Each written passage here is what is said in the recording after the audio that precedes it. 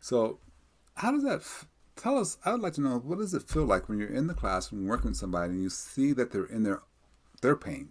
Oh, it's heartbreaking on so many levels because at the end of the day, I can't do it for someone else, right? I can share Yeah. my journey, I can share the principles, and I can share the stories of my experience, but I can't do it for them. And that's tough because at the end of the day, it's a choice that they've got to make to heal and to move forward, and it's not easy, and I know that. And yet all I can do is say, "Hey, I'm here to help and support, but you've got to do the work." And it is work. See, I wonder if I disagree with that to some level because stories are powerful and positive.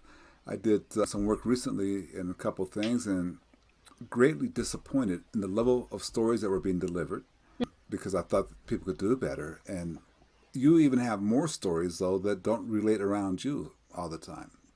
So the reason why I kind of disagree with that is because when stories, metaphors get in somebody's head, they may Mhm. not give you the credit for the change because they think it's all their ideal. And that's And okay. I don't need yeah, credit. absolutely don't need credit, but that's why I kind of tend to disagree with you that when you say, I can't do anything about it, Oh, this I them has see what made you're that saying. decision. Right. It's your stories that's doing something about it. That's why I share it. When I left home, I didn't talk about my story for many years. I didn't want people to see me as a victim. I didn't want to talk about it. I didn't want people to know. And it took me 13 years to get to the point of sharing my story. I heard Les Brown speak. He's a Yeah, motivational speaker if you're yeah. familiar with him. And he's speaking to a whole room full of people, right? Several hundred people at this conference. And he says to this whole room full of people, he says, "You have a story to share, and someone needs to hear your story, and only you can help them." And I thought, I got a story to share, but I don't want to share it, right? I Yeah, worked yeah, yeah, really yeah. hard to put it behind me.